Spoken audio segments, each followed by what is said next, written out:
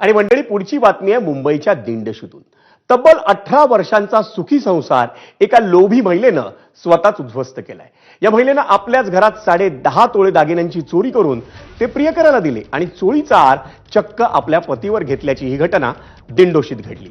BMC कर्मचारी रमेश हळदिवे यांची पत्नी उर्मिलानं आपल्याच घरात 10.5 तोळे सोन्याच्या दागिन्यांची चोरी केली आणि तो मुद्देमाल आपल्या प्रियकराकडे दिला होता। त्यानंतर स्वतःच पोलीस स्थानकात जाऊन चोरीची बनावट तक्रार दाखल केली।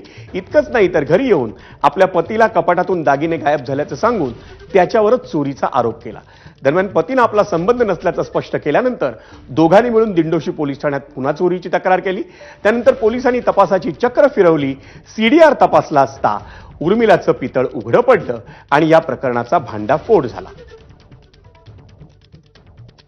10.5 तोळ्याचे सोनं आम्ही त्याकडून रिकव्हरी केलेलं आहे आणि त्याच्यामध्ये नंतर आम्ही थोडा तपास केला तर असं आढळलं की त्या उर्मिलाचं त्याच्या कुठेतरी एका मित्रासोबत प्रेम प्रकरण होतं आणि दोघंही लवकरच लग्न करणार होते। त्यापूर्वी घरात एक सोन्याची चोरी करून त्यातून जे काही पैसे मिळतील त्या पैशातून आपण नवीन जिंदगी सुरू करू असा त्यांचा एक मानस होता, परंतु तो मानस आपण हाणून पाडलेला आहे आणि सध्या ते दागिने आमच्याकडे आहेत आणि रमेशची पत्नी उर्मिला सध्या जेलमध्ये आहे।